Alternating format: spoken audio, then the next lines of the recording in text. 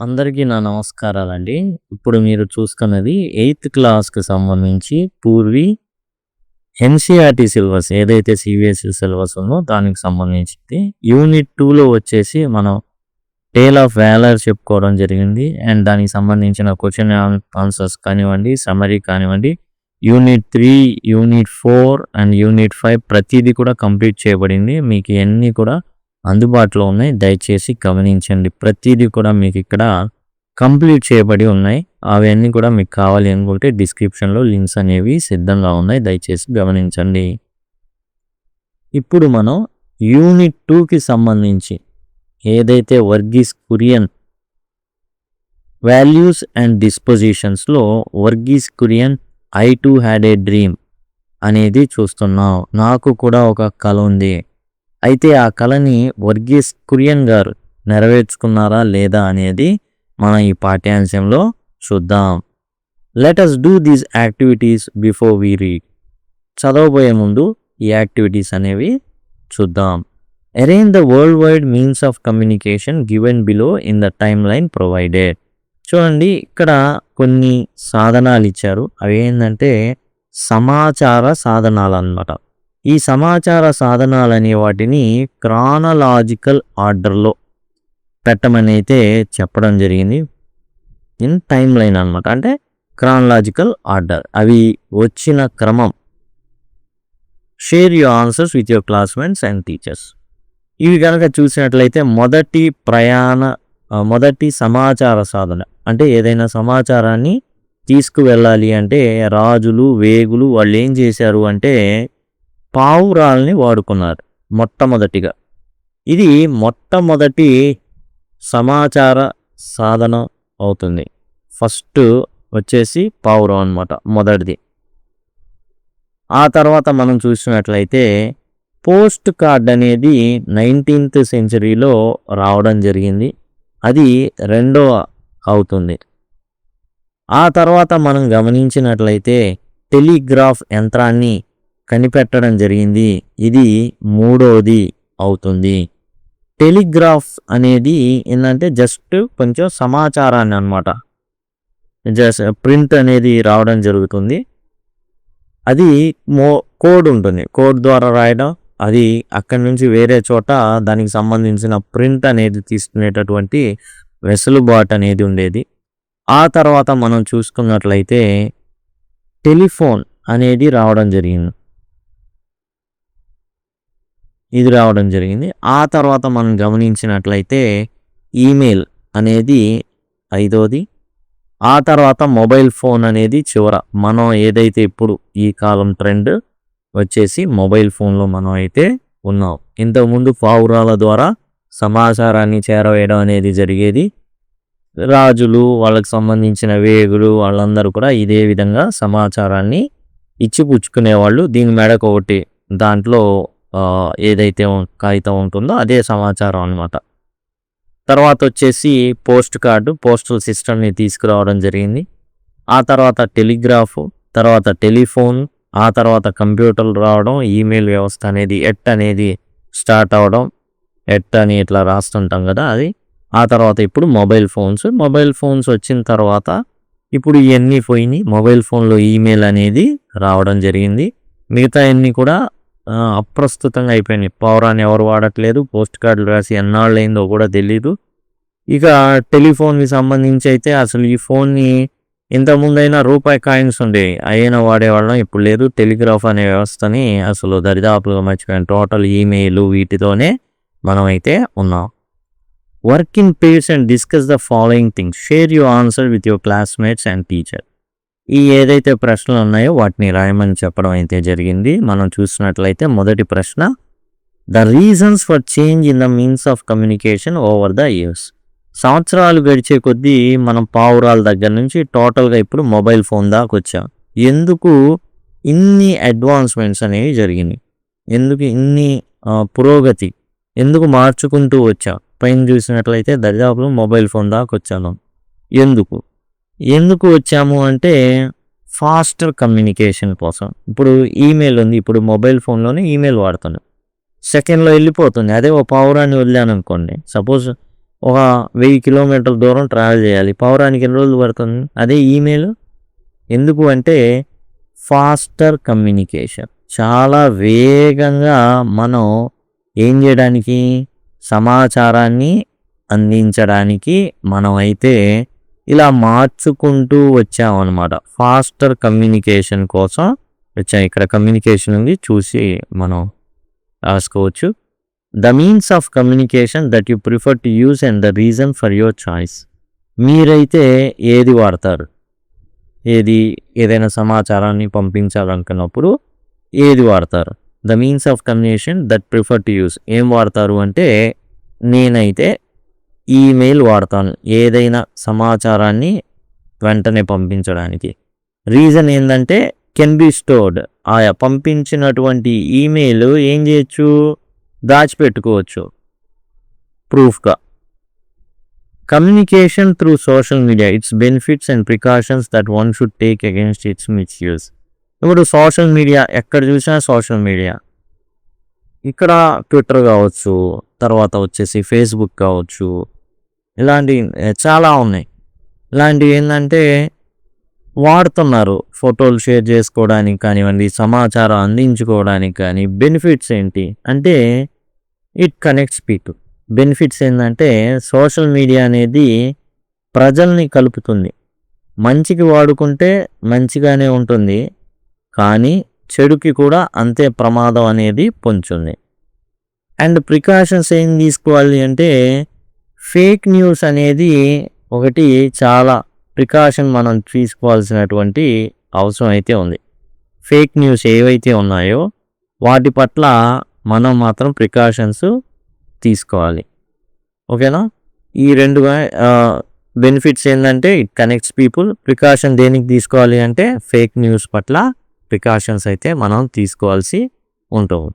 ఇప్పుడు మనం కురియన్ గారి యొక్క టోటల్ ఈ ఉత్తరం రాశారు. ఆయన ఎందుకు రాశారు, ఎవరికి రాశారు అనేది చూద్దాం.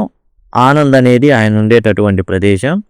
ఇక్కడ ఉన్నటువంటిది గుజరాత్లోని ఆనంద్ అనే ప్రాంతానికి సంబంధించినటువంటి పిన్ కోడ్ అన్నమాట. Okay, pin code, postal index number అంటారు. కాబట్టి ఈ పిన్ కోడ్ అది. టోటల్గా ఏం రాశారు ఏందనేది ఇప్పుడు మనం చూద్దాం. లెటర్స్ రీడ్లో మనం ఇప్పుడు Verghese Kurien, I too had a dream. నాకు కూడా ఒక కళ అయితే ఉంది. ఎవరికి అంటే వర్గీస్ కురియన్. ఎవరు ఈ వ్యక్తి? ఈ వ్యక్తి వచ్చేసి ఒక వ్యక్తి కాదు, ఒక శక్తి. ఈయన్ని ఫాదర్ ఆఫ్ వైట్ రివల్యూషన్ అని పిలుస్తారు. అంటే పాలకి సంబంధించి ఆయన చేసినటువంటి కృషి భారతదేశాన్ని ప్రపంచ స్థాయిలో and top most milk produce చేసేటటువంటి దేశంగా చేసింది. ఈయన పేరు వర్గీస్ కురియన్. ఈయన గుజరాత్ రాష్ట్రంలో ఆనంద్ అనేటటువంటి ప్లేస్లో ఆయన చేపట్టినటువంటి సహకార సంఘాల ద్వారా, ఏదైతే అమూల్ అంటారో, అండ్ అక్కడ పాలు సేకరించడం, ఆ లాభాలని రైతులకు అందించడం ద్వారా భారతదేశంలో ఒకలాంటి పాల విప్లవాన్ని ఆయన సృష్టించడం జరిగింది. టోటల్గా భారతదేశంలో ఉండే ప్రజలకి ఏంటంటే పౌష్టికాహారం ఇవ్వడానికి ఈయన కారకుడయ్యారు. ఇక్కడ మనం ఒక టైటిల్ ఉంది, ఇక్కడ who says one man cannot make a change. ఎవరన్నారు ఒక మనిషి, కేవలం ఒకే ఒక వ్యక్తి మార్పు అనేది చేయలేరని, మార్పు అనేది తేలేరని తీసుకొచ్చారు. అండ్ చాలా గొప్పగా ఆయన ఏంటంటే భారతదేశంలోని ప్రజలకు ఈ పాల విప్లవం ద్వారా ఏంటంటే జనరల్గా ఏం చేస్తారు, ఒక గ్రామంలో వచ్చేసి చిన్నగా ఒక 4 బర్రెలు పెట్టుకోవడం ఇట్లాంటివి చేస్తారు. పాలు ఇది చేస్తారు, ఇంటింటికి అమ్ముకుంటూ ఉంటారు. కానీ ఈయన ఏం చేశాడంటే పాల కేంద్రానికి వాళ్ళు పోసేటట్లు చేసి అక్కడ ఎక్కువ కాలం పాలు అనేవి ఉండేటట్టుగా రకరకాలుగా కండెన్స్డ్ మిల్క్ కావచ్చు, పాలని ఏంటంటే అక్కడ బాగా వేడి చేసి మరగబెట్టి దాన్ని ఎక్కువ కాలం ఉండేటట్లు చేసి పాల పొడి కూడా ఆయనే అక్కడే తయారు చేయడం మొట్టమొదటిసారిగా భారతదేశంలో. వాటిని నెక్స్ట్ కావాల్సినప్పుడల్లా కనుక్కొని పాలుగా చేసుకోవడం, ఇలాంటివన్నీ కూడా ఆయన అయితే చాలా ఇలాంటి చేయడం అయితే జరిగింది. దాంతో భారతదేశం పాల ఉత్పత్తిలో ఇక టాప్ ప్లేస్కి చేరినట్లయింది. ప్రపంచంలోనే భారతదేశం టాప్ ప్లేస్ చేరింది ఈయన కృషి వల్ల. Verghese Kurien, I too had a dream, నాకు కూడా ఒక కళ ఉంది. కానీ ఆ కళని దేశం కోసం ఏం చేశాడంటే ఈయన పక్కన పెట్టాడు.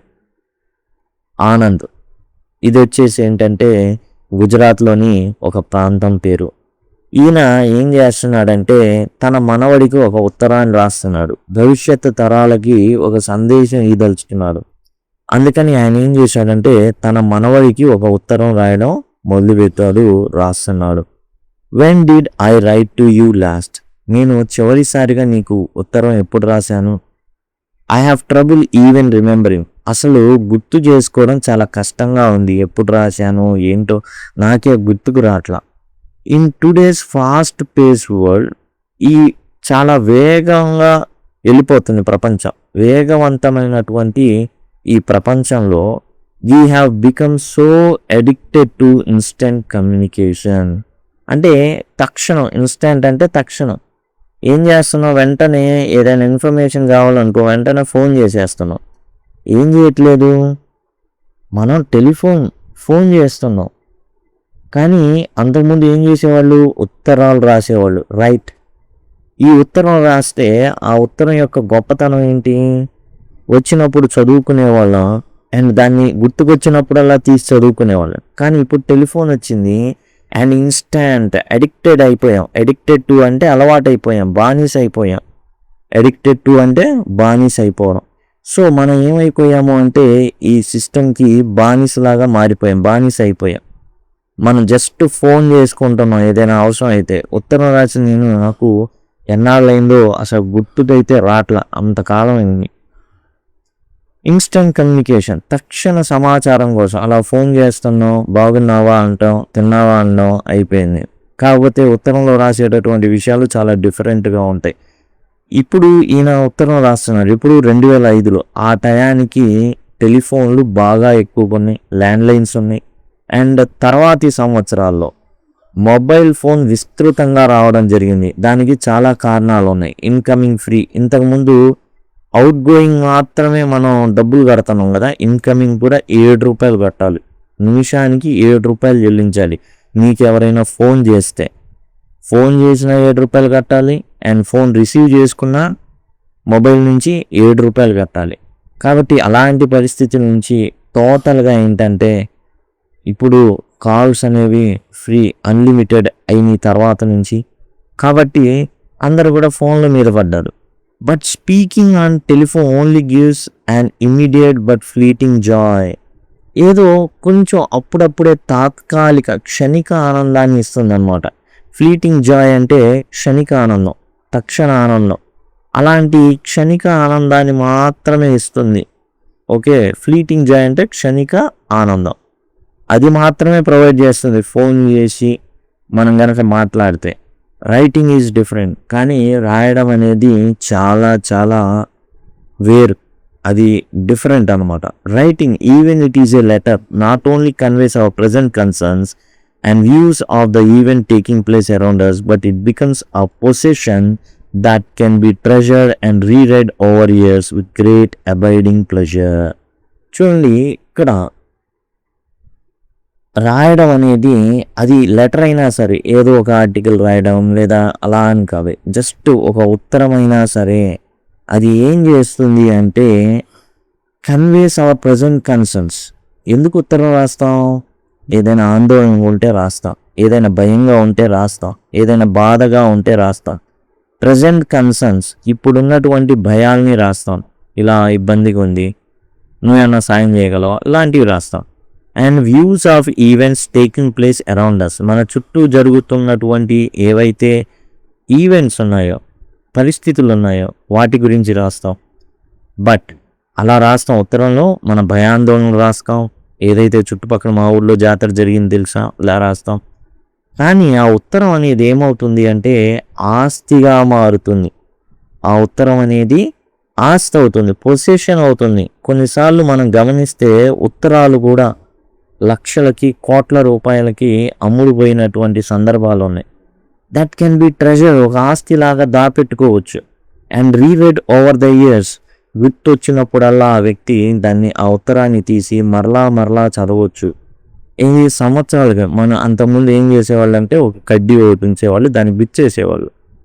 ఆ విధంగా విత్ గ్రేట్ అబైడింగ్ ప్లెజర్, ఏదైతే క్షణిక ఆనందం ఉందో ఫోన్ చేస్తే ఇది దానికి ఆపోజిట్ అనమాట. ఈ ఫ్లీటింగ్ జాయ్కిను దీనికి ఆపోజిట్. ఇదేంటి అంటే అబైడింగ్ ప్లెజర్ అంటే శాశ్వత ఆనందం, చాలా కాలం, లాంగర్ అనమాట, చాలా కాలం ఉండేటటువంటి ఆనందం ఇది. అబైడింగ్ ప్లెజర్ అంటే శాశ్వత ఆనందం.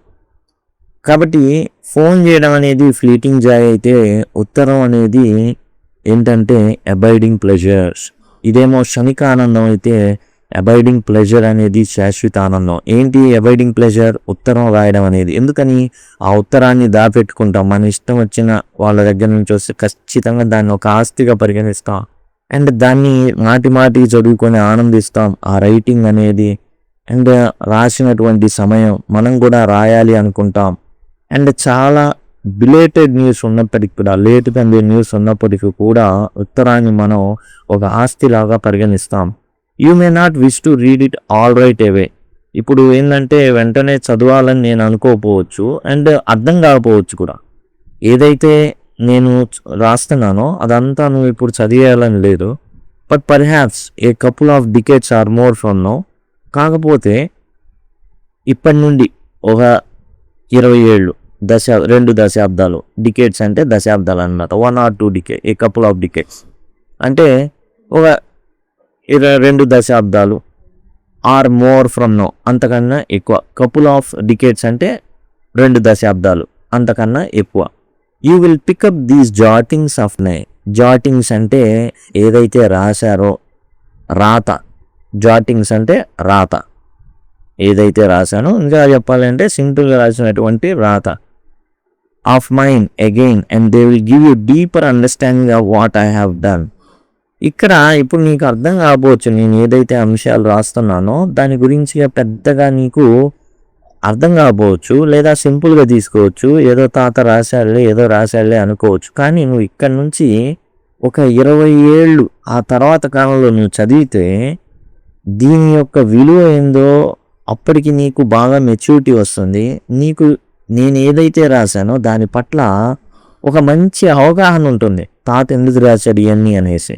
And the reasons I pursued A life of service to our nations farmers. ఎందుకు నా జీవితాన్ని ఒక సేవా దృక్పథంతో ఈ దేశంలో ఉన్న రైతులకి నా సేవా జీవితాన్ని ఎందుకు అంకితం చేశానో అనే కారణాలు నీకు మరింత లోతైన అవగాహన ఇస్తాయి. ఇప్పుడంటే తెలియదు ఎందుకు తాత ఇట్లా చేస్తున్నాడు, పాలోత్పత్తి అంటున్నాడు, ఇవన్నీ మరి ఫీల్డ్లో ఉంటున్నాడు, బర్రెలు ఇవన్నీ, జనాలు ఇవన్నీ పాలోత్పత్తి ఏంటిది. తాత మరి కలెక్టర్ అవ్వచ్చు కదా, లేకపోతే తాత ఒక ఐఏఎస్ ఆఫీసర్ అవ్వచ్చు కదా. ఇవన్నీ కన్నా కూడా నేను ఎందుకు ఇది ఎంచుకున్నానో నీకు అప్పుడు బాగా అర్థమవుతుంది. You will then discover in them a valuable reminder of the day just before the world entered the 21st century. 21వ శతాబ్దంలో ప్రపంచం అడుగుపెట్టినప్పుడు, ఓకే, నేను రాసింది ఏదైతే ఉందో అందులో నీకు చాలా విలువైనటువంటి కనబడతాయి నీకు ఈ ఉత్తరంలో. ప్రపంచం 21వ శతాబ్దంలోకి అడుగుపెట్టింది. ఇక్కడ నేను రాసేటటువంటి ఈ ఉత్తరం అనేది నీకు ఒక విలువైన ఏంటంటే ఒక జ్ఞాపకం లాగా మిగిలిపోతుంది, విలువైన జ్ఞాపకంగా ఉంటుంది అన్నమాట నేను రాసే రాతలు ఇవన్నీ కూడా. And you want to share my memories with those of your generation or even younger to provide a glimpse of world your grandparents lived in and knew. ఇప్పుడు నువ్వు భవిష్యత్ తరాలకి, అంటే నేను నా మనవాడికి రాస్తున్నావు కదా, నువ్వు నీ కొడుకు రాయచ్చు లేదా నీ మనవాడికి రాయచ్చు. Okay, you may want to share my memories with those of your generation. నీ తోటి వాళ్ళతో పంచుకోవచ్చు, అదిగో మా తాత. లేదా ఇంకా తక్కువ జనరేషన్ అంటే నెక్స్ట్ జనరేషన్కి, నీ మనవాడికి కావచ్చు, నీ ఎవరికైనా కొడుకు కావచ్చు. To provide a glimpse of the world your grandparents lived in and new. నీ తాత ఎవరైతే ఉన్నారో, నాయనమ్మ ఎవరైతే ఉన్నారో వాళ్ళు నివసించినటువంటి ఏదైతే ఆ కాలం ఉందో దాని గురించి నువ్వు ఏం చేస్తావు అంటే వాళ్ళకి పరిచయం చేస్తావు ఆ ప్రపంచాన్ని. నీ తాత ముత్తాతలు ఎవరైతే ఉన్నారో వాళ్ళు జీవించారు కదా, వాళ్ళకి తెలిసినటువంటి ప్రపంచాన్ని నువ్వు మా జ్ఞాపకాల్ని మా ప్రపంచాన్ని తర్వాత తరాలతో నువ్వు పంచుకుంటావు. నీకు పంచుకోవాలనిపించవచ్చు, దానికి మరి మేము కొంచెం చెప్పాలి కదా, చెబితేనే కదా స్వాతంత్రం పొందింది భారతదేశం. ఎలాంటి గడ్డు పరిస్థితులు ఉన్నాయి ఇవన్నీ కూడా నీతో పంచుకున్నప్పుడే అదిగో మా తాత ఇంత గొప్పోడు తెలుసా, పాల విప్లవం అసలు హరిత విప్లవం ఒకరు తీసుకొచ్చారు భారతదేశంలో. అండ్ ఈయన వచ్చేసి శ్వేత విప్లవ పితామహుడు అంటారు వి కురియన్ ఎవరైతే ఉన్నారో ఆయన్ని శ్వేత విప్లవ పితామహుడు అంటారు. శ్వేత అంటే ఏంది, ఫాల్ అన్నమాట. శ్వేత విప్లవ పితామహుడు అంటారు ఈయన్ని. Father off white revolution. కాబట్టి ఈయన్ని మరి ఫాదర్ ఆఫ్ వైట్ రెవల్యూషన్ అని ఎందుకు అంటారు, అసలు నీ తాత నిజంగానే కావాలని ఇందులోకి దిగాడా, అంత ఇంట్రెస్టా ఏందనేది నువ్వు పంచుకోవాలనుకున్నా చెప్పాలనుకున్న నెక్స్ట్ జనరేషన్కి మేము ఒక గ్లిమ్స్ని నీకు అందించాలిగా, మా ప్రపంచాన్ని నీకు కొంచెం పరిచయం చేయాలిగా. I started my working life soon after our country became independent. మన భారతదేశానికి స్వాతంత్రం వచ్చింది ఇప్పుడు 1947లో. అప్పుడే నా వృత్తి జీవితం కూడా, వర్కింగ్ లైఫ్ కూడా, వృత్తి జీవితం కూడా మొదలైంది. భారతదేశానికి స్వాతంత్రం స్టార్ట్ 1947లో వచ్చింది. అండ్ నా యొక్క వృత్తి జీవితం కూడా ప్రారంభమైంది. The noblest task in those days was to contribute in what ever way we could towards building an India of our dreams. ఇక్కడ ప్రతి ఒక్కరికి ఒక కళ ఉంటుంది, ప్రతి ఒక్కరికి ఒక కళ ఉంటుంది, ఇది అవ్వాలి అది అవ్వాలి. కానీ ఆ రోజులో నాయకులు ఏం పిలిపించారంటే, దయచేసి మీరు గొప్ప గొప్ప స్థానాల కోసం పాకులాడమాకండి. అరే నా స్థాయి ఇది కాదే, నా స్థాయి ఇటుక కాదే, నా స్థాయి చాలా గొప్పది అని అనుకోమాకండి. భారతదేశ నిర్మాణం జరుగుతుంది, ఇందులో దయచేసి నీకు కుదిరినటువంటి నీకు దగ్గరకున్నటువంటి రంగంలోకి దయచేసి సహాయం చేయండి, దీన్ని గొప్పగా చేయండి అనేటటువంటి పిలుపు రాజకీయ నాయకులు ఆ రోజున ఇవ్వడం జరిగింది. ఈ రోజున అంటే పట్టించుకోవట్లేదు, కానీ ఆ రోజున ఎవరైతే ఆ పిలుపు ఇచ్చారో వల్లభాయ్ పటేల్ కావచ్చు, వీరు ఇచ్చిన పిలుపుకి దేశ ప్రజలు తలొగ్గారు. ఎందుకంటే అంతటి మాటకు అంత విలువ ఇచ్చేవాళ్ళు. కాబట్టి ద నోబ్లెస్ట్ టాస్క్, గొప్ప కార్యం మీ దేశం కోసం ఏమైనా చేయగలరు అనుకుంటే, was to contribute in what ever we could towards building an India of our dreams. కాబట్టి మీ డ్రీమ్స్ కాదు, భారతదేశానికి సంబంధించి భారతదేశాన్ని నిర్మించడానికి చేతనైనంతగా సహకరించండి. మనం కలలు కన్నాం, ఒక భారతదేశాన్ని, స్వతంత్ర భారతదేశాన్ని మనం కలలు కన్నాం, సహకారం చేస్తున్నాం. ఈ భారతదేశాన్ని ఇప్పుడు మనం ఏం చేయాలి అంటే గొప్పగా చేసుకోవాలి. కాబట్టి చేతనైనంత వరకు సహకరించండి. కాబట్టి a nation where our people would not only hold their heads high in freedom but would be free from hunger and poverty. ఇప్పుడు మనం ఏమన్నారు, నీకు చేత కాదు పరిపాలించుకోవడం, నీకు చేత కాదు అని చెప్పి మరీ వెళ్ళారు. చూడండి మీరు ఎలాంటి గతి పడుతుందో మీకని చెప్పి మరీ వెళ్ళారు. కాబట్టి ఇప్పుడు మనం ఏం చేయాలంటే, where our people would not only hold their heads high, మనం తలలు పైకెత్తి గర్వంగా చూపించాలి వాళ్ళకి. అదిగో చూడు నువ్వు అన్నావే అది కాదు, నేను గొప్పగా అయ్యాను చూడు, మా తలలు ఎత్తి బ్రతుకుతున్నాను చూడు అని చెప్పగలగాలి. And would be free from hunger and poverty. దానికి ప్రథమంగా మనం చేయాల్సి ఏంటంటే, స్టార్టింగ్ మనిషికి కావాల్సింది తిండి. ముందు మనిషికి కావాల్సింది తిండి, నీరంటే మన ఎన్ని నదులు ఉన్నటువంటి ప్రాంతాలు కాబట్టి ప్రాబ్లం లేదు. భోజనం అనేది పెట్టుకోవాలి, అందరికీ సరిపడా ఆహారం అనేది కావాలి. ముందు మనిషికి కావాల్సింది ఆహారం, ఆ తర్వాత తిండి, తర్వాత కావాల్సిందే బట్ట అంటే క్లాత్స్. మనిషికి ముందు కావాల్సిన ఆహారం, ఆ ఆహారాన్ని ప్రొవైడ్ చేయగలగాలి. హరిత విప్లవ పితామహుడు ఆయన స్వామినాథన్ అని ఒక ఆయన ఉన్నాడు. ఆయన మరి ఈయన వచ్చేసి పాల ఉత్పత్తిని గణనీయంగా పెంచాడు. ఈయన భారతదేశాన్ని పేదరికం నుంచి, ఆకలి దప్పుల నుంచి బయటపడేయాలి. ముందు తలెత్తుకొని బ్రతకాలి అంటే ఇవి ముందు సమకూర్చబడాలి. ఏంటి? ఆహారం అనేది. ఏ nation where our people could live with equal respect and love for one another. ఎటువంటి దేశాన్ని సృష్టించాలంటే అండ్ సమానత్వంతో, సమాన గౌరవంతో, అందరూ కూడా ఆ రోజుల్లో సమాన గౌరవం లేదు. రకరకాల కులాలు, మతాలు, వైషమ్యాలు ఉన్నాయి. కాబట్టి మనమంతా కూడా ప్రజలు ఒకరినొకళ్ళు సమాన గౌరవంతో, ప్రేమతో, లవ్ ఫర్ వన్ అనదర్, ప్రేమతో జీవించగలిగేటటువంటి దేశంగా దీన్ని రూపొందించాలి. అలాంటి పరిస్థితిలో ఉన్నా నేను. నా ఉద్యోగం అనేది నేను చేయాలి అనుకొని వృత్తి జీవితం అనేది స్టార్ట్ చేసిన కాంటెక్స్ట్, సందర్భం అనేది అది. ఆ టైంలో ఆహారం కొంచెం నోటి దాకా ఇవ్వడం అనేదే ప్రథమ కర్తవ్యమైంది. A nation that would eventual be counted among the foremost nations of the world. కాబట్టి ఏంటంటే ప్రపంచంలోని అగ్రగామి. A nation that would eventual counted among foremost అంటే ఇక్కడ లీడింగ్, ప్రపంచంలోనే గొప్ప దేశాల్లో ఒకటిగా నిలబడాలి భారతదేశం అనే కాంక్షతో వెళ్తున్నటువంటి సందర్భం అన్నమాట అది. కాబట్టి భారతదేశాన్ని గొప్పగా నిలబెట్టాలి అంటే ముందు గ్రౌండ్ వర్క్ పంపుతుంది. అదేంటంటే ముందు భారతీయులకి ఆహారం అనేది అందజేయబడాలి. ఆహారం లేకుండా వారు ఏమీ చేయలేరు. పౌష్టికాహారం అనేది ప్రొవైడ్ చేయకపోతే ఇక మిగతాయన్నీ వేస్ట్. వాటర్ లేవనుకోండి, ఎంత సంపాదించినా ఏం చేసినా ఏం లాభం? ఆహారం లేదనుకోండి, దీనికి it was then that I realised. అప్పుడే ఆయన గ్రహించాడు. ఇన్ హ్యూమిలిటీ అంటే అనకువ అని అర్థం అన్నమాట, వినయము అని అర్థం. I was realised in humility. వినయంతో నేను అనుకున్నది ఏంటంటే choosing to lead one kind of life means putting aside the desire to pursue other options.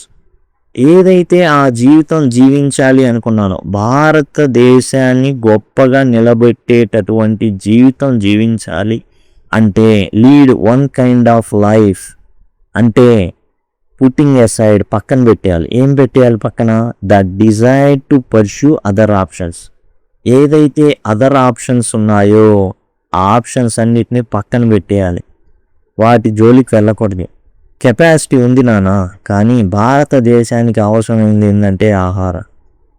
అది కావాలి, భారతీయులకు అందజేయాలి.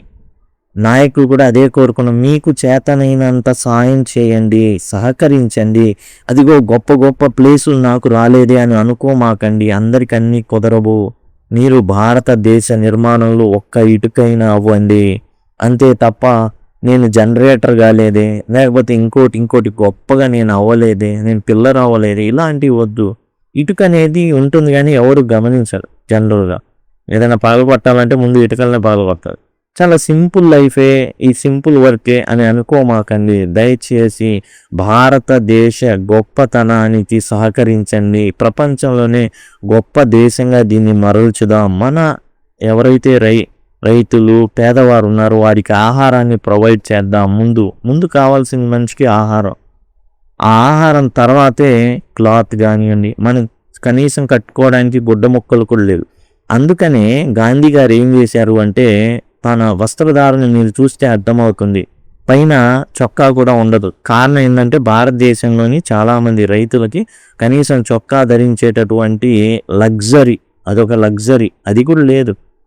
కాబట్టి ఏంది, ముందు ఆహారం ప్రొవైడ్ చేస్తే అన్నీ వస్తాయి. తిండి, నెక్స్ట్ క్లాత్స్, తర్వాత హౌస్, ఇవన్నీ ఆర్డర్ అనమాట. This transformation took place with in me 50 years ago. ఈ మార్పు జరిగి 50 సంవత్సరాలు, 50 years ago, 50 సంవత్సరాల క్రితం ఈ మార్పు, ఈ పరివర్తన అనేది, ట్రాన్స్ఫర్మేషన్ అంటే పరివర్తన అనమాట. ఈ పరివర్తన అనేది నా జీవితంలో 50 సంవత్సరాల క్రితం జరిగింది. నా దేశానికి కావాల్సింది చేద్దాం, నాకు ఇష్టమైంది కాదు, నాకు కావాల్సింది కాదు. When I agreed to work a small cooperative dairy, దాని వలన, ఆ పరివర్తన వలన నేను చిన్న ఒక పాల కేంద్రం సొసైటీ అనమాట, రైతులు పాడి రైతులు ఉంటారే వాళ్ళు సహకార సంఘాలుగా ఉన్నారు. ఆ సహకార సంఘాలుగా ఉన్న చోట ఈయన పనిచేశాడనమాట. Who were trying to gain control over their lives. మరి వాళ్ళు పేదవాళ్ళు, వాళ్ళ జీవితాల్లో ఏదో గొప్ప మార్పు తెచ్చుకోవాలనుకుంటున్నారు. కాబట్టి నేనేం చేద్దాం అనుకున్నానంటే అక్కడ పనిచేసి నేను దేశానికి ఏదైనా మేలు చేద్దాం అనేటటువంటి ఆలోచన వచ్చింది. ఏంటి పాడి రైతుల సహకార సంఘాలంటే అందరూ కలిసి, సపోజ్ ఒక 10 కుటుంబాలు ఉన్నాయనుకున్నాం, లేకపోతే 20 కుటుంబాలు ఉన్నాయనుకున్నాం, వాళ్ళ దగ్గర ఏదైతే జనరేట్ చేసినటువంటి పాలు ఏవైతే ఉన్నాయో అవన్నీ తీసుకొచ్చి ఓ చోట పెట్టి ఎక్కువ రేటుకి వాళ్ళకి గిట్టుబాటు కాదు. ఎందుకు అంటే ఆ రోజుల్లో వైషమ్యాలతో కూడినటువంటి దేశం కాబట్టి పేదవారు ఉంటారు అండ్ అడిగే రేటు విషయంలో అడిగేటటువంటి వారు మరి ఉండరు. కాబట్టి ఇక్కడ ఒక 100 కుటుంబాలు ఏమో ఒక సహకార సంఘంగా ఏర్పడితే అందరికి కలిపి అండ్ బార్గెనింగ్ పవర్ ఉంటుంది వాళ్ళకి. ఒక పెద్ద హోటల్కి వేయాలి అనుకున్నప్పుడు ఇంతకైతే ఇస్తామండి అంటే రెగ్యులర్గా ఒక ఇన్కమ్ ఉంటుంది. అలా కోఆపరేటివ్ ఆఫ్ డైరీ ఫార్మర్స్ అనేవి, కోఆపరేటివ్ సొసైటీస్ అనేవి ఏర్పడినాయి. వాళ్ళలో వాళ్ళే సాయం చేసుకోవడం అనమాట. ఏదో ప్రభుత్వం వచ్చేసి సాయం చేయాలని కాకుండా వాళ్ళలో వాళ్ళే సాయం చేసుకునేటటువంటి డైరీ సిస్టంలో ఈ పాడి రైతులు చిన్న సహకార సంఘాలు అనమాట. ఇవన్నీ కూడా కోఆపరేటివ్ సొసైటీస్ అని ఏర్పడి అందులో వి కురియన్ గారు పనిచేయడం అయితే జరిగింది. టు బి క్వైట్ ఆనెస్ట్, నిజం చెప్పాలంటే service to our nation's farmer was not the career I had envision for myself. యాక్చువల్గా భారతదేశంలోని ఎవరైతే రైతులు ఉన్నారో వాళ్ళకి సేవ చేయాలనేది నేను కలలు కన్నటువంటి వృత్తి కాదు. ఎన్విజన్ అంటే కలలు కన్న ఏదైతే ఉందో అది కాదు, ఆ కెరీర్ కాదు నేను ఎంచుకుంది. భారతదేశ రైతులకి నేను సాయం చేయాలి, వాళ్ళు పేదరికంలో ఉన్నారు, పాపం వాళ్ళు ఏంటంటే గిట్టుబాటు ధర అనేది రావట్లేదు, మరి వాళ్ళు ఏదైతే పండించిందో లేదా వాళ్ళు ఏదైతే ఆ పాలు ఏదైతే ఉన్నాయో వాళ్ళకి సరిగా గిట్టుబాటు ధర రావట్లేదు, కాబట్టి నేను కలం తొక్కుదాం, నేను ఆ కెరీర్ని కొనసాగిద్దాం ఇలా లేదు నేను అనుకోలా. But somehow a series of events swept me along. కానీ కొన్ని ఈవెంట్స్, కొన్ని సంఘటనలు, జీవితంలో జరిగినటువంటి కొన్ని సంఘటనలు, వరుస సంఘటనలు, సిరీస్ ఆఫ్ ఈవెంట్స్ అంటే వరుస సంఘటనలు నన్ను ఏం చేసింది అంటే ఆ వైపుకి వెళ్ళేటట్లు చేసింది. ఇంకో రకంగా చెప్పాలంటే జీవితం నన్ను అటువైపుకి కదిపింది, ఊడ్చింది, పక్కన పెట్టింది, తీసుకెళ్ళి అటే వెళ్ళు నువ్వు అని నన్ను ఏం చేసింది అంటే ఆ లైఫ్ ఏదైతే ఆ సంఘటనలు ఉన్నాయో నన్ను ఆ దరికి చేర్చింది. And put me in a certain time with a choice that would transform my life. అండ్ ఒకలాంటి సందిగ్ధ సమయంలో పెట్టింది, ఒక నిర్ణీత సమయంలోకి నన్ను ఏం చేసింది అంటే అది పోనిచ్చింది. అక్కడ నేను ఒక చాయిస్ తీసుకోవాలి, ఆప్షన్ తీసుకోవాలా, ఏనా బీనా సీనా అనేసి. I could have pursued A career in metallurgy. నేను రసాయన శాస్త్రంలో నేను నా యొక్క వృత్తిని ఏంటంటే నేను ఎన్నుకునేవాడి. రసాయన శాస్త్రం ఏదైతే ఉందో, మెటలర్జీ అంటే ఈ లోహ శాస్త్రం, లోహ రసాయన శాస్త్రం అనమాట. లోహ శాస్త్రం, మెటలర్జీ అంటే లోహ శాస్త్రం. ఈ లోహ శాస్త్రం ఏదైతే ఉందో అందులో నేను బాగా రాణించేవాడిని. మెటలర్జీ అంటే రకరకాల లోహాలు తయారు చేయడం అనమాట. ఆ లోహ శాస్త్రంలో వృత్తిని చేపట్టి నేను మంచి స్థాయిని అందుకొని ఉండేవాడిని. And become the chief executive of large company. ఆ ఉద్యోగంలో ఉంటూ ఆ స్థాయికి, ఏ స్థాయికి, CEO స్థాయికి నేను చేరుకొని ఉండేవాడిని. ఏదైనా ఎక్కడైనా నేను పనిచేసి ఒక లోహ శాస్త్రంలోనో అట్లా నేను ఏం చేసేవాడిని, డైరెక్ట్గా ఆ కంపెనీ ఏదైతే ఉందో దానికి CEO అయ్యేవాడిని. ఆ పెద్ద కంపెనీకి ఆ లోహ శాస్త్రంలో పట్టా తీసుకొని అండ్ నేను కష్టపడి or opted for a commission in Indian army, లేదా నేను భారతదేశ సైన్యంలో చేరేవాడిని. మేబీ రిటైర్డ్ యాజ్ జనరల్, ఒక జనరల్గా నేను రిటైర్ అయ్యేవాడినేమో. Or I could have left for the US, లేదా యునైటెడ్ స్టేట్స్కి ఏదైతే అమెరికా అంటున్నావో అక్కడికి వెళ్ళిపోయి gone on to become highly successful NRI. ఒక నాన్ రెసిడెంట్ ఇండియన్, ఎన్ఆర్ఐ అంటే నాన్ రెసిడెంట్ ఇండియన్గా నేను మారేవాడిని. అంటే భారతదేశంలో ఉండరు, బట్ బయట ఎక్కడో ఉంటారు, కానీ ఇండియన్ అనమాట. నాన్ రెసిడెంట్ ఇండియన్గా ఉండేది, అది కూడా చాలా సక్సెస్ఫుల్గా బాగా డబ్బులు సంపాదించి. నేను కంపెనీ CEO అయినా అయి ఉండొచ్చు, లేదా జనరల్గా రిటైర్ అయి ఉండొచ్చు, లేదా ఒక ఎన్ఆర్ఐగా నేను స్థిరపడి ఉండొచ్చు. అన్ని ఆప్షన్లు ఉన్నాయి నాకు. I chose none of these. ఆ నిర్ణీత సమయం, ఆ టైం ఏదైతే నన్ను నిలిపింది చూసావా, ఆ టైంలో నేను ఆప్షన్ తీసుకోవాల్సి వచ్చింది. 1 లోహశాస్త్రమా, 2 ఆర్మీ జనరలా, అండ్ 3 వచ్చేసి ఎన్ఆర్ఐనా, 4 ఈ సహకార సంఘాలకి సహకారం అందించడం. కాబట్టి I chose none of these because somewhere deep down I knew I could make a more meaningful contribution by working here in Anand, Gujarat. కానీ నాకు అర్థమైంది ఏంటంటే, నా జీవితంలో అత్యంత విలువైన సేవ ఎక్కడైనా ఇవ్వగలను అనుకుంటే అది ఆనంద్లో మాత్రమే. నేను లేకపోతే ఇక్కడ అత్యంత విలువైన సేవ లేదా కాంట్రిబ్యూషన్ అంటే వాళ్ళు చేసేటటువంటి ఏదైతే ఉత్పత్తి ఉందో, వాళ్ళు ఏదైతే ఇవ్వగలరో అది ఇక్కడ మాత్రమే ఎక్కువ విలువ అనేది ఉంటుంది. మోర్ మీనింగ్ఫుల్ కాంట్రిబ్యూషన్, విలువైనటువంటి సమర్పణ అనేది ఇక్కడ మాత్రమే జరుగుతుంది. వేరే చోట ఉండొచ్చు, ఒక కంపెనీ CEO అవ్వచ్చు, ఆర్మీలో జాయిన్ అవ్వచ్చు, లేదా ఇంకోటి అయి ఉండొచ్చు, కానీ అక్కడిచ్చేటటువంటి వాల్యూ కన్నా ఈయన ఇక్కడ మాత్రమే ఒక మంచి అర్థవంతమైనటువంటి సర్వీస్ అనేది ఇవ్వగలడు. Your grandmother too made an important choice. అదే టైంలో ఈయన ఏదైతే టిక్కు కొట్టాలో ఏనా బీనా సీనా డీనా అని, అప్పుడు కూడా వీళ్ళ వైఫ్ ఎవరైతే ఉన్నారో కురియన్ గారి వాళ్ళ వైఫ్, అండ్ ఎవరైతే సిద్ధార్థ్ ఉన్నారో వాళ్ళ గ్రానీ, ఆమె కూడా ఒక ఇంపార్టెంట్ చాయిస్ని ఆమె కూడా సెలెక్ట్ చేయాల్సిన పరిస్థితి. She knew in those days life in Anand could not offer even the simple comforts that we take for granted today. And ఈరోజు మనం తేలిగ్గా తీసుకునేటటువంటి ఏవైతే సౌకర్యాలు ఉన్నాయో అవి కూడా ఆనాడు లేవు. టేకెన్ ఫర్ గ్రాంటెడ్ అంటే తేలిగ్గా తీసుకునేటటువంటి సౌకర్యాలు ఏవైతే ఉన్నాయో అవి కూడా ఆ టైంలో లేవు. ఎలక్ట్రిసిటీ లేదు, సరిగ్గా వాటర్ ప్రొవిజన్ అనేది లేదు. కాబట్టి ఇలాంటివి ఏదైనా కావాలంటే సిటీకి వెళ్ళి రావడం, అండ్ రోడ్డు సర్వీస్ లేదు. ఇలాంటివి ఆనంద్లో ఆ రోజున ఈ సౌకర్యాలు లేవు. ఈ రోజున మనం వాటర్ ఫెసిలిటీ జస్ట్ ఒక స్విచ్ అలా ఏంగానే వాటర్ వస్తాయి, అండ్ రోడ్ ఫెసిలిటీ డైరెక్ట్గా స్విగ్గీలు జొమాటోలు ఉన్నాయి, కానీ ఆనాడు ఏమీ లేవు. However she ardently supported my choice to live and work in Anand. అయితే ఎవరైతే గ్రానీ ఉన్నారో, అమ్మమ్మ ఉన్నారో, లేదా నాయనమ్మ ఉన్నారో, ఆమె మనస్ఫూర్తిగా ఏం చేసింది అంటే నా నిర్ణయానికి ఓకే చెప్పింది. To live and work in ఆనంద్లోనే ఉందా, పనిచేద్దా. The choice of your grandmother to stand by me has given me an everlasting strength.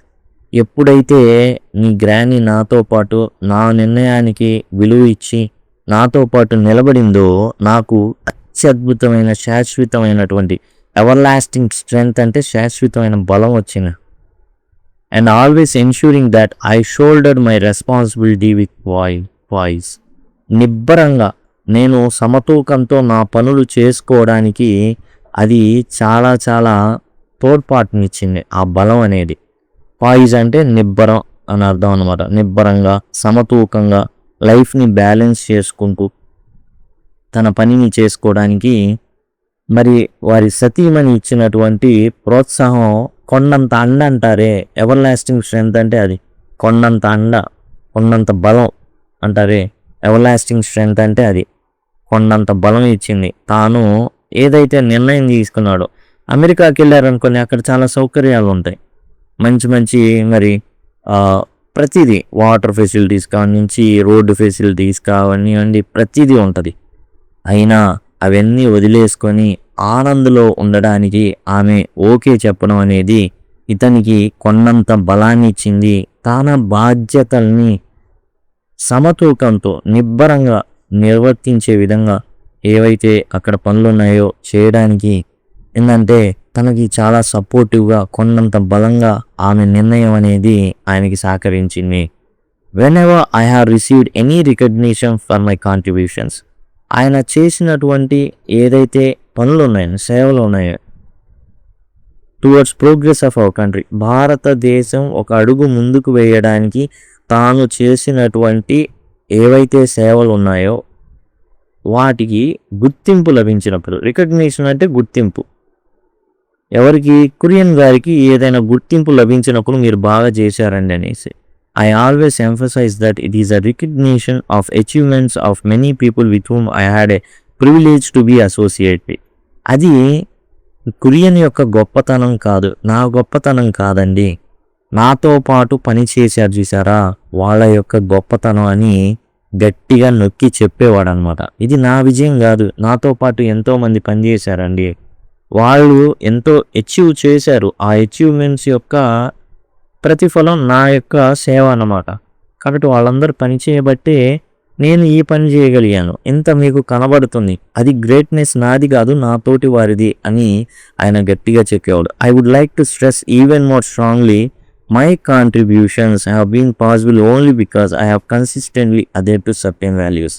ఇంకా గట్టిగా చెప్పాలంటే నా ఈ సేవల ఫలితం ఏదైతే ఉందో అది నా విలువల నుంచి నేను కొన్ని విలువలకి కట్టుబడి ఉన్నా. అదేర్ టు సర్టెన్ వాల్యూస్ అంటే విలువలకి కట్టుబడి ఉండడం వల్ల, కొన్ని విలువలకి కట్టుబడి ఉండడం వల్ల వచ్చినటువంటి అవుట్పుట్ అన్నమాట ఇవి, ఫలితాలు ఇవి.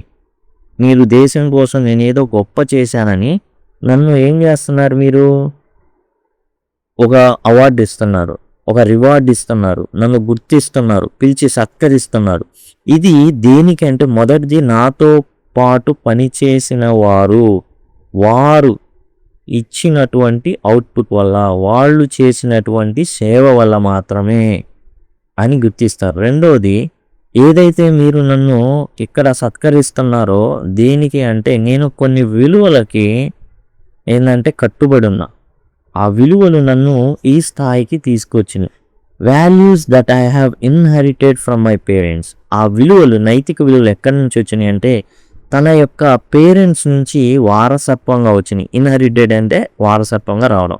అదర్ ఫ్యామిలీ ఎల్డర్స్, మిగతా రిలేటివ్స్, పెద్ద పెద్దోళ్ళు, తాత ముత్తాతలు, వాళ్ళ నుంచి వచ్చినటువంటి వారసత్వం. డబ్బులా వచ్చింది వారసత్వం కాదు, విలువలు వచ్చినాయి. Values that I saw in my mentor and supporter here in Anand. అయ్యే విలువలు నేను ఇక్కడ నన్ను మార్గదర్శకం చేసేటటువంటి వ్యక్తి అండ్ సపోర్ట్ చేసేటటువంటి వ్యక్తి ఎవరైతే ఉన్నారో ఆనంద్ త్రిభువన్ దాస్ పటేల్. ఎవరు అంటే ఇక్కడ ఈయనకి చాలామంది, ఆనంద్ కావచ్చు, త్రిభువన్ దాస్ పటేల్ ఏవైతే ఉన్నారో వాళ్ళలో అవే విలువల్ని నేను చూశాను. ఏదైతే నా తల్లిదండ్రులు, నా పూర్వీకుల నుంచి నేను కొన్ని వారసత్వంగా కొన్ని విలువలు పొందా, ఆ విలువలు అనేవి ఇక్కడ ఉన్నటువంటి మెంటార్ అండ్ సపోర్టర్ అయినటువంటి ఆనంద్ త్రిభువన్ దాస్ పటేల్ ఎవరైతే ఉన్నారో వారిలో కూడా నేను గమనించాను. I have often spoken of integrity as a most important of these values. నాకు వారసత్వంగా సంక్రమించినటువంటి విలువల్లో ఒకటి నేను ఖచ్చితంగా చెప్పాలి అంటే ఇంటిగ్రిటీ అంటే ఏంటంటే నిజాయితీ అని చెప్పాలి. సమగ్రత అనేటటువంటి అర్థం ఉంది. ఇంటిగ్రిటీ అంటే సమగ్రత, నిజాయితీ అనమాట. As a most important of these values, ఈ విలువలన్నింటిలో కూడా సమగ్రత అనేది చాలా చాలా ఇంపార్టెంట్. అంటే ఏంది ఇంటిగ్రిటీ అంటే? నిజాయితీ. రియలైజింగ్ దట్ ఇంటిగ్రిటీ, ఈ ఏదైతే నిజాయితీనో పర్సనల్ ఇంటిగ్రిటీ అనేది చాలా ముఖ్యమైనది.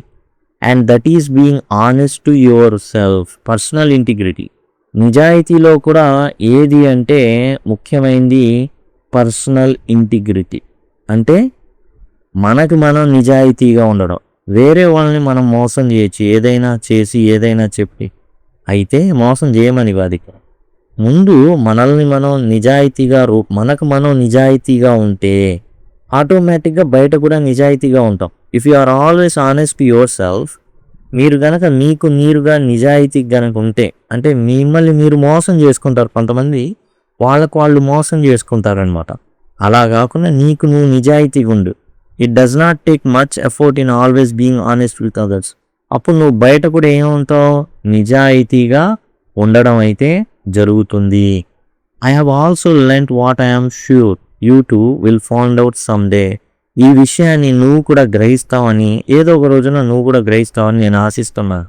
ఇది వారసత్వం వచ్చింది. అదిగో మేము తాత ముత్తాతలు 10 ఎకరాలు రాశారు కాబట్టి మీ నాన్న ఉంచుతాడో లేదో సిద్ధార్థ్ నువ్వు జాగ్రత్తగా కనిపెట్టుకొని ఉండు అని రాయట్లా తన మనవాడికి. ఏం రాస్తానంటే తాత ముత్తాతల నుండి మనకి నిజాయితీ అనేటటువంటి నైతిక విలువ ఒకటి వస్తూ ఉంది. ఆ నైతిక విలువని నువ్వు వారసత్వంగా తీసుకోవాలి అనేసి చెప్తున్నాను అనమాట. Life is a privilege and to waste it would be wrong. ఈ జీవితం అనేది ఒక అద్భుతం, అది అందరికీ దక్కదు అండ్ దాన్ని వృధాపరచడం అనేది తప్పు. In living this privilege called life, ఈ అద్భుతమైనటువంటి మనకేంటంటే ఒక వరం. ప్రివిలేజ్ అంటే వరం అండి. ఈ వరం ఏదైతే ఉందో ఈ వరాన్ని దుర్వినియోగం చేసుకోకూడదు. ఈ జీవితం అనే వరం ఉందే, you must accept responsibility for your self. ఈ జీవితానికి నువ్వే బాధ్యుడివి, వేరొకరిని బాధ్యుడిని చేయకూడదు నువ్వు. ఓకే, నేను ఇలా అయ్యానంటే మా కారణం తాతే. మా తాత యుఎస్ఏకి వెళ్ళి ఉంటే బాగుండేది, మా తాత ఆర్మీ జనరల్ అయ్యి ఉంటే బాగుండేది అంటే కుదరదు. నీ జీవితానికి నువ్వే బాధ్యుడు. Always use your talents to the best of your ability and contribute somehow to common good. నువ్వేం చేయాలంటే నీ యొక్క టాలెంట్స్ ఏవైతే ఉన్నాయో, టాలెంట్ అంటే ఏంటి, ప్రతి ఒక్కరి దేవుడు పుట్టుకతో ఏదో ఒక, దీన్నే తెలుగులో అచ్చ తెలుగులో తలాంతు అంటాను, ఒక సామర్థ్యాన్ని ఇస్తాడనమాట. మిగతా వాళ్ళకి ఒక అడుగు ముందుంటాం. దాన్ని మన to the best of your ability, నువ్వు చేయగలిగిన సామర్థ్యం మేరకు చేయడం. And contribute somehow to common good, అందరి మేలు కోసం నీ యొక్క సామర్థ్యాన్ని వాడు. నువ్వు ఎంత సామర్థ్యం చూపించగలిగితే మ్యాక్సిమం అంత పనిచేసి కామన్ గుడ్ అంటే అందరి మేలు కోసం దాన్ని వాడు. The common good will present itself to you in many forms every day. చూడు, ఆ మేలు చేయడం అనేది నీకు చాలా రకాలుగా, అనేక రకాలుగా నీకు కనబడతా ఉంటుంది. If you look around you, నువ్వు చుట్టూ చూసావనుకో, you will find there is a lot of waiting to be done. అండ్ నువ్వు చుట్టూ చూస్తే నీ అవసరం ఉన్నవాళ్ళు చాలామంది ఉంటారు. అంటే నువ్వు చేస్తే తప్ప వర్కౌట్ అవనేవి చాలా ఉంటాయి. నీ అవసరత అనేది చాలా ప్లేసుల్లో ఉంటుంది. Your friend may need some help, నీ స్నేహితుడికి కొంత సాయం కావచ్చు. ఓకే, నువ్వు హెల్ప్ చేయాలి. Your teacher could be looking for a volunteer, నీ టీచర్కి ఒక వాలంటీర్, ఎవరైనా స్వచ్ఛందంగా పనిచేసేటటువంటి ఒక వ్యక్తి కావాలి, అందులో నువ్వు ఆ పాత్ర పోషించాలి. నీ ఫ్రెండ్కి సాయం కావాలి, నువ్వు ఆ పాత్ర పోషించాలి. అందరికీ మేలు చేసే వ్యక్తిత్వం ఉండాలి. వారసత్వంగా వస్తున్న ఈ విలువలు అనేవి, నైతిక విలువలు అనేవి, దీన్ని నువ్వు తీసుకోవాలి. Or the community you live in will need you to make a contribution. నీ సేవ కోసం నీ చుట్టుపక్కల ఉన్నవాళ్ళు నీ అవసరాన్ని కోరొచ్చు. సపోజ్ ఒక చెరువే, పూడిక ఇవన్నీ ఉన్నాయి, అక్కడ నీ అవసరం ఉండొచ్చు. అరే రారా పూడిక తీద్దాం, నీకు ఈతొచ్చు, అన్నీ వచ్చు, అసలు అది తీయడంలో నీకు ఏ ప్రాబ్లం లేదు, నాకెందుకులే అని వదిలేయకూడదు. ఫర్ ది కామన్ గుడ్, అది అందరికీ మేలు చేస్తుంది. ఆ విలేజ్ మొత్తానికి ఆ చెరువుని బాగు చేసుకుంటే అందరికి ఉపయోగపడుతుంది. కామన్ గుడ్, అందరికీ మేలుకరమైనది అది, అక్కడ ఎవరికి నష్టం లేదు. అలాంటప్పుడు నువ్వు స్వచ్ఛందంగా ఏం చేయాలి, దిగాలి. నీ టీచర్కి ఒక వాలంటీర్, స్వచ్ఛంగా పనిచేసే వాళ్ళు కావాలి. అప్పుడు నువ్వు ఏం చేయాలి, ఆ పాత్ర పోషించాలి. నీ స్నేహితుడికి ఒక సాయం కావాలి, నువ్వు సాయం చేయాలి. ఫర్ ది కామన్ గుడ్, నువ్వు మేలు, అందరికీ మేలుకరంగా ఉండేదాన్ని నువ్వు ఖచ్చితంగా ఏం చేయాలి, అది చేయాలి. కామన్ గుడ్ అయినా చేయాలి. నేను అదే చేశా. ఇక్కడ సహకార సంఘాల్లో నా పాత్ర చాలా చాలా విశిష్టమైంది. నేను కావాలి, నేను లేకపోతే పని జరగదు. చదువుకున్నోడు ఒకడు కావాలి, రైతుల్ని నమ్మేటటువంటి ఒక వ్యక్తి కావాలి, అది నేనే అయ్యాను. I hope that you too will discover. అలాంటి నువ్వు కూడా కనుక్కుంటావని నేనైతే ఆశిస్తున్నాను. As I did, that failure is not about succeeding. And success కాకపోతే అది అపజయం ఏం కాదు. Okay, the failure is not about not succeeding. Failure అంటే, అపజయం అంటే గెలవకపోవడం కాదు, నువ్వు గెలవలేదంటే ఓడిపోయావు అది కాదు. Rather it is about not putting in your best effort and not contributing how ever modestly to the common good. అది చిన్నదైనా సరే, చిన్నది మోడెస్ట్లీ అంటే చిన్నదైనా సరే, నువ్వు నీ ఎఫర్ట్, బెస్ట్ ఎఫర్ట్ ఇవ్వకపోవడమే ఓడిపోవడం. గెలవకపోవడం కాదు ఓడిపోవడం అనేది, నీ బెస్ట్ ఎఫర్ట్ ఇవ్వకపోవడమే ఓడిపోవడం. సో నువ్వేం చేయాలి, ఏది చేసినా సరే నీ యొక్క బెస్ట్ ఎఫర్ట్ని ఏం చేయాలి అంటే అందులో ఇవ్వాలి. అప్పుడు నీ బెస్ట్ ఎఫర్ట్ ఇచ్చినప్పుడు నువ్వు ఒకవేళ గెలవకపోయినా కానీ ఓడిపోయినట్టు కాదు అనేసి ఆయన చాలా చక్కగా ఏంటంటే మానసికంగా ఆరోగ్యంగా ఉండడానికి తన మనవడికి ఇవ్వాల్సినటువంటి ప్రతి ఆచరణ యోగ్యమైనటువంటి నిర్దేశాన్ని ప్రియన్ ఎంతో గొప్పగా తన ఫ్యూచర్ జనరేషన్కి ఇవ్వడం జరుగుతుంది ఇక్కడ. In life you too will discover as I did. ఇది చాలా ఇంపార్టెంట్ అండి. చెప్పిన వాటిలో కల్లా అత్యద్భుతమైనటువంటి సూచన ఏదైతే మనవడికి తాతగారు ఇస్తున్నది. వి కురియన్ ఎవరైతే ఉన్నారో ఆయన సిద్ధార్థకి ఇస్తున్నటువంటి అత్యంత గొప్ప సలహా అన్నమాట. In life you too will discover as I did. నువ్వు జీవితంలో నేను ఎట్లా అయితే కనుక్కున్నానో నీకు కూడా అట్లానే తెలుస్తుంది. That anything can go wrong at any time and mostly does. జీవితం ఎప్పుడైనా సరే, ఏ పని చేస్తున్నా ఏదైనా కానీ జీవితం తలకిందులు అవుతుంది కొన్నిసార్లు. అది మనం ఏం చేయలేం. Anything can go wrong. ఏదైనా కానీ, ఏ క్షణంలో అయినా కానీ, ఏదైనా కానీ తప్పు జరగచ్చు. Any time and mostly does. చాలా సందర్భాల్లో అలానే జరుగుతుంది.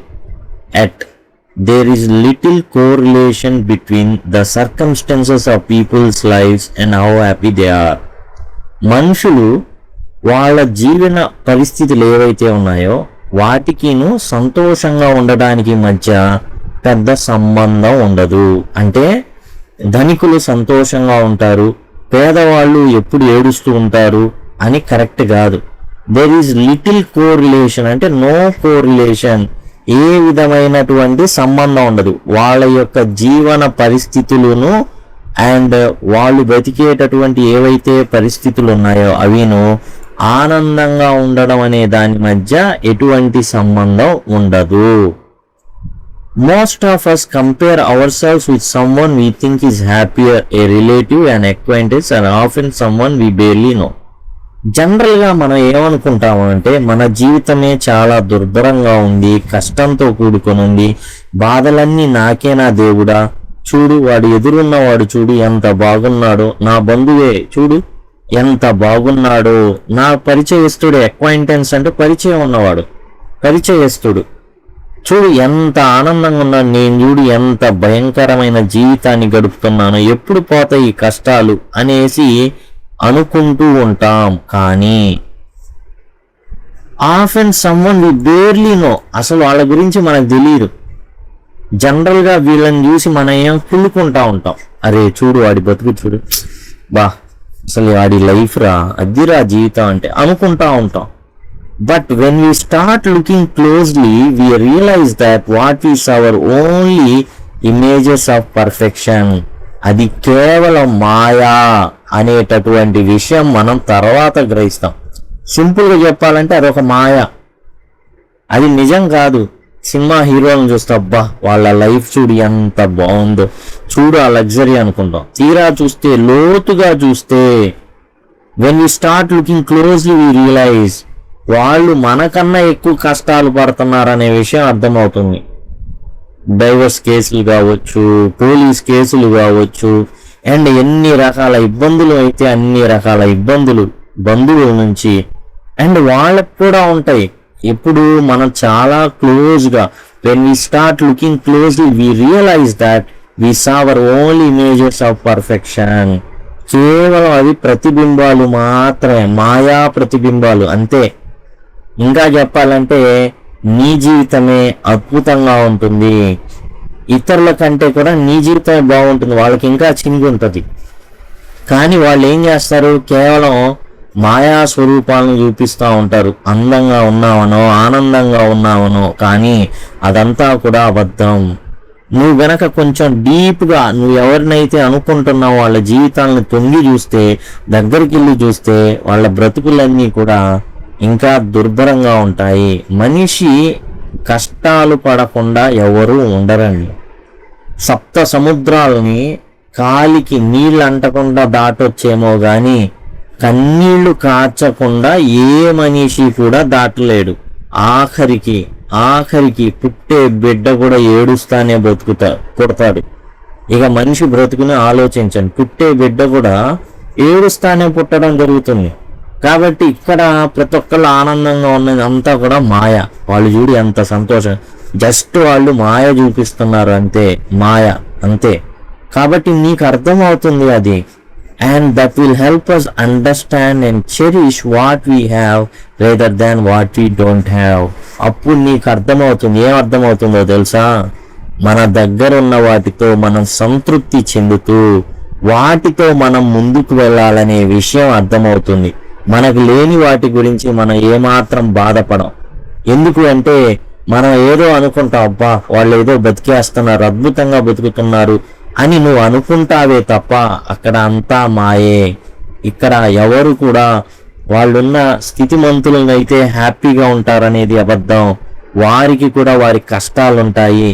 వారున్నటువంటి ఏవైతే పరిస్థితులు ఎదుర్కొంటున్నారో దానికిను అండ్ వాళ్ళు ఆనందంగా ఉన్న దానికి అసలు సంబంధమే ఉండదు. కాబట్టి నువ్వు నీకున్న దాంతో సంతోషపడడం నేర్చుకో అనేసి వి కురియన్ గారు సిద్ధార్థ్ గారికి హితబోధ చేయడం అయితే జరిగింది. Do you remember when you accompany me at magnificent ceremony in Delhi wear hour president awarded me Padma Vibhushan in 1999? 1999లో నాకు పద్మ విభూషణ్ అనేది ఇవ్వడం జరిగింది. ఎక్కడ? ఢిల్లీలో ఒక పెద్ద కార్యక్రమం, మ్యాగ్నిఫిసెంట్ అంటే చాలా పెద్ద కార్యక్రమం ఒకటి చేశారు.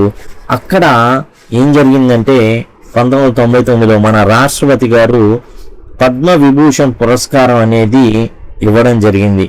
మ్యాగ్నిఫిసెంట్ అంటే వైభవోపేత అని అర్థం అనమాట. వైభవోపేత అంటే చాలా లగ్జరియస్ అండ్ మ్యాగ్నిఫిసెంట్ సెరమనీ అంటే వేడుక. అక్కడ నాకేం చేశారంటే పద్మ విభూషణ్ ఇవ్వడం జరిగింది. దానికి ఒక మెడల్ ఇస్తారు, మెడల్ వేసుకోవడానికి. విత్ గ్రేట్ ప్రైడ్, చాలా గర్వంగా, you slipped the medal around your neck. వెంటనే నాకు వచ్చిన ఏదైతే మెడల్ ఉందో దాన్ని ఏం చేశాను, మెడలో వేసుకున్నాం.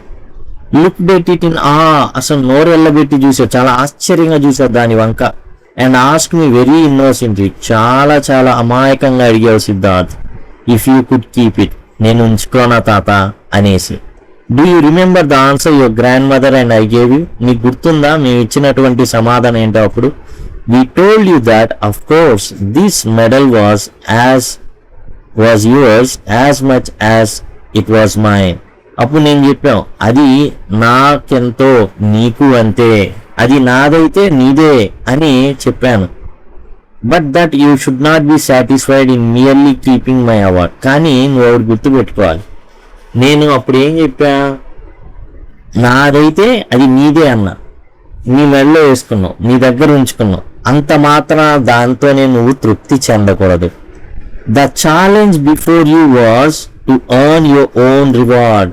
నీ ముందున్న సవాల్ ఏందో తెలుసా, నీ ఓన్ అవార్డు నువ్వే గెలుచుకోవాలి.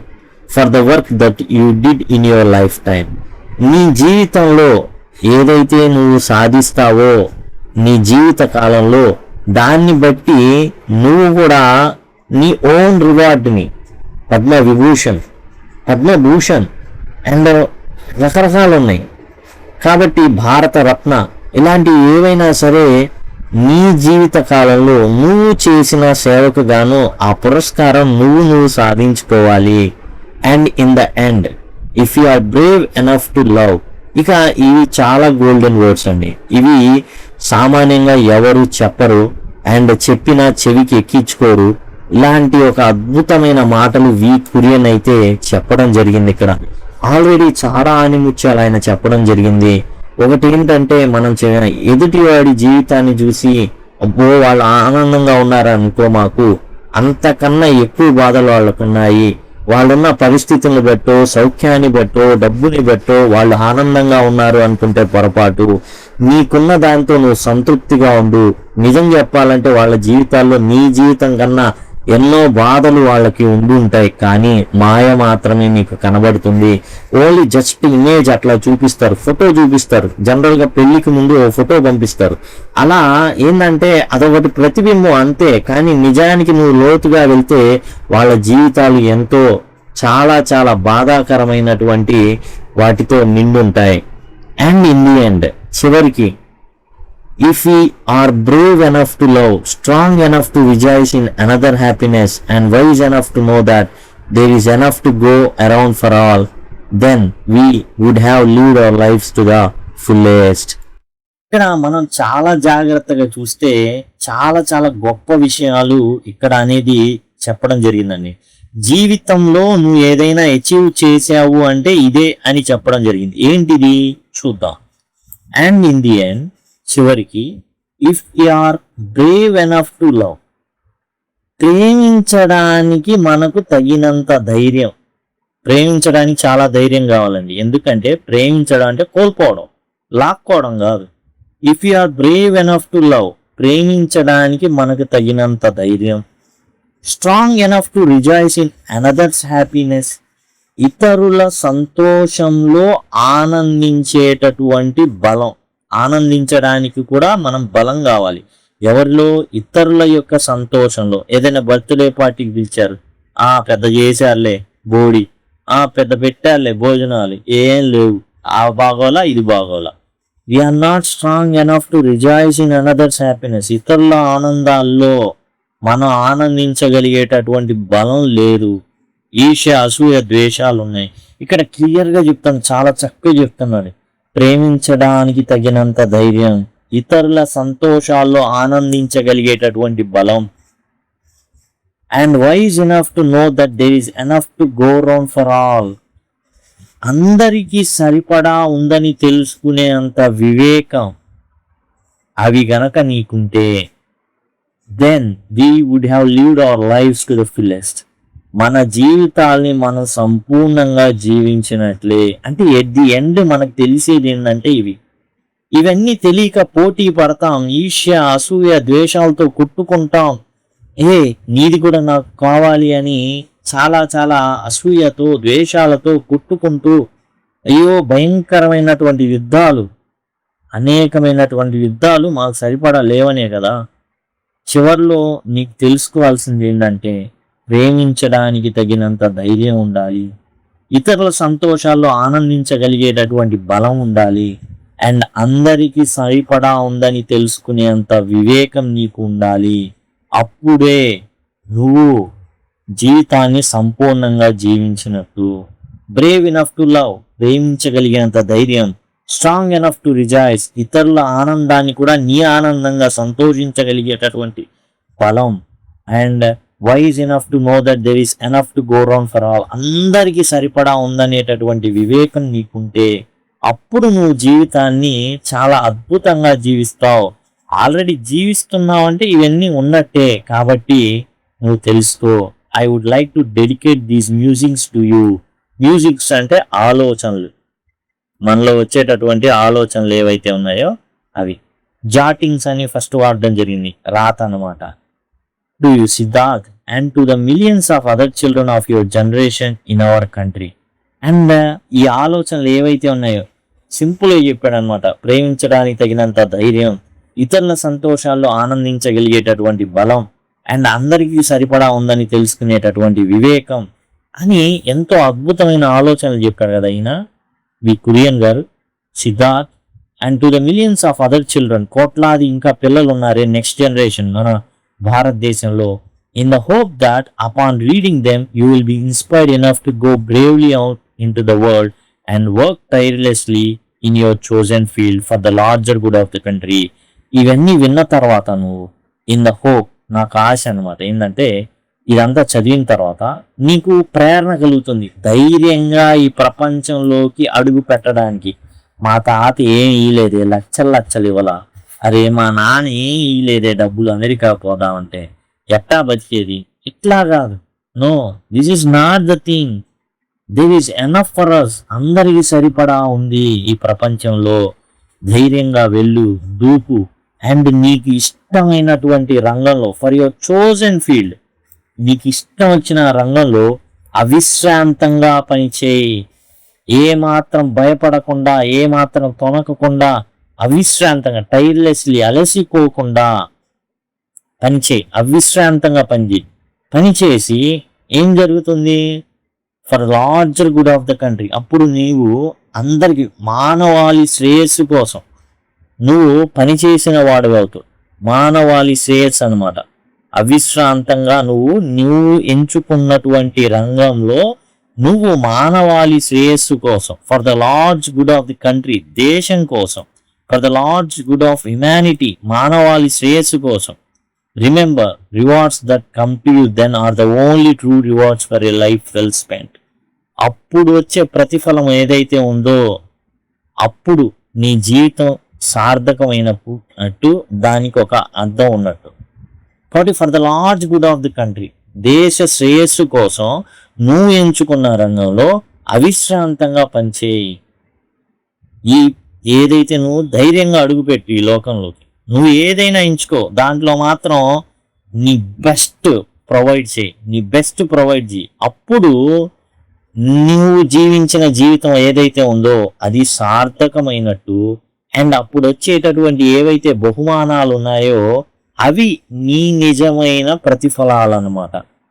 ఇలా టోటల్గా చెప్తూ, విత్ మై ఫాండెస్ట్ లవ్ అంటే అమితమైనటువంటి ప్రేమతో అనేసి ఈ యొక్క ఏదైతే లెటర్ ఉందో దాన్ని వి కురియన్ గారు రాయడం అయితే జరిగింది. ఇదిగోండి చివర్లో యువర్స్ ఎఫ్లీ దాదా వి కురియన్.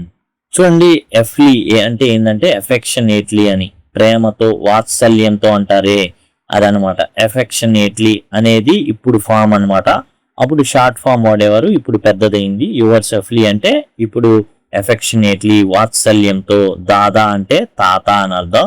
బెంగాల్లో దాదా అంటే అన్న అని అర్థం. తెలుగులో దాదా అంటే ఆడేదో రౌడీ షీటరు, పెద్ద దాదా వాడంటే అసలు చాలా పెద్ద రౌడీ అని అర్థం అనమాట. అయితే మారిపోతూ ఉంటే ఇక్కడ దాదా అంటే తాత అని అర్థం అనమాట. యువర్స్ ఎఫెక్షనేట్లీ అంటే వాత్సల్యంతో. వి కురియన్, మీ తాత వాత్సల్యంతో చెప్పేటటువంటి మాటలు, ప్రేమతో, అమితమైన ప్రేమతో, మితమైన ప్రేమ కాదు, అమితమైన ప్రేమతో నేను ఈ మాటలైతే నీకు చెప్తున్నాను. చాలా అద్భుతం అండి జీవితం గురించి. ఇంతకన్నా గొప్పగా ఆయన చెప్పిన నైతిక విలువలు అనేవి మాకు వంశపారంపర్యంగా వస్తున్నాయి. ఆ విలువలే నన్ను పైకి నిలబెట్టినవి. అందుకే పద్మ విభూషణ్ అనేది రావడం జరిగింది. ఆ మెడల్ నువ్వు వేసుకుంటానన్నావు కదా, అది నాదెంతో నీదే అంతే. కాకపోతే నిజంగా నువ్వు గనక వీళ్ళు ఇవ్వలేదు, వాళ్ళు ఇవ్వలేదు కాదు, వారసత్వంగా వచ్చే విలువలతో నువ్వు ఈ ప్రపంచంలోకి అడుగుపెట్టు, కష్టపడు, నీ జీవితాన్ని సార్థకం చేసుకో. ఒక అర్థం ఉందని చెప్పు. మానవాళి శ్రేయస్సు కోసం, దేశ శ్రేయస్సు కోసం అవిశ్రాంతంగా పనిచేయి. ఎంత పని చేయగలవో అండ్ ఆ పోస్ట్ నువ్వు సాక్రిఫిషియల్గా పనిచేసి అప్పుడు వచ్చే రివార్డును చూసావా, అది నీదవుతుంది. జీవితానికి ఒక అర్థం ఉంటుంది అనేసి వి కురియన్ గారు తన మనవడికి ఈ విధంగా రాయడం జరిగింది. అంతేకాదు కోట్లాది మంది చిన్నారుల కోసం, సిద్ధార్థ్ లాంటి వారి కోసం కూడా అద్భుతంగా చెప్పడం జరిగింది. ఎంత గొప్పటి మాటలండి. ప్రేమించడానికి ధైర్యం కావాలని చెప్పారు. మనం ఏమంటాం అంటే ప్రేమించడం స్వార్థం కోసం చేస్తాం. అండ్ ఇతరుల సంతోషంలో ఆనందించగలిగే బలం నీకు ఉండాలి. అలానే అందరికీ సరిపడా ఉందనే వివేకం నీకుంటే అప్పుడు మాత్రమే నువ్వు సంపూర్ణంగా జీవించగలుగుతావు. లేకపోతే ఈర్ష్య, అసూయ, ద్వేషాలు, పోటీ తత్వంతో కొట్టుమిట్టాడుకు ఏమాత్రం స్నేహం లేకుండా స్వార్థంతోనే బ్రతికే జీవితాల్లో జీవిస్తామని చెప్పేటటువంటి ఆ మెసేజ్ అంటే ఎంతో అద్భుతమైంది. వి కురియన్ గారు తన యొక్క మనవడికి ఇచ్చినది ఇది ఈ విధంగా అండి. అండ్ టోటల్గా చాలా అద్భుతమైనటువంటి మెసేజ్ ఇది. Values and dispositions next letters discuss అనేది చూద్దాం. ఇదే విధంగా మిగతా పాఠ్యాంశాలు మీకు కావాలి అనుకుంటే సింపుల్గా మీరు ఇక్కడ నుంచి ఐ కార్డ్స్ అనేవి వస్తుంటాయండి. వాటి ద్వారా యాక్సెస్ చేయొచ్చు. యూనిట్ వైజ్ వస్తుంటాయి. మీకు ఏ యూనిట్ కావాలంటే ఆ unit 3 కావాలనుకోండి, unit 3 Purvi class 8 పీసీవి English అని యూట్యూబ్లో కనుక మీరు సెర్చ్ చేసినట్లయితే యూనిట్ వైజ్ వస్తాయి. ఏ యూనిట్ కావాలంటే ఆ యూనిట్ అండి. యూనిట్ 4 కావాలంటే యూనిట్ 4, యూనిట్ 5 కావాలంటే యూనిట్ 5, 1, 2 ఇట్లా మీకు ప్లేలిస్ట్ వస్తుంది. టోటల్ ఆ యూనిట్లో ఉన్నవన్నీ కూడా మీకు ఉంటాయి. కాబట్టి ఈజీగా మీరైతే యాక్సెస్ చేయొచ్చు వాటిని. ఎండ్ స్క్రీన్స్ వస్తాయి, వాటి ద్వారా కూడా యాక్సెస్ చేయొచ్చు. లింక్ అని అడిగినట్లయితే ఖచ్చితంగా ప్లేలిస్ట్ లింక్స్ నేను మీకు ప్రొవైడ్ చేయడం జరుగుతుంది. Thanks a lot.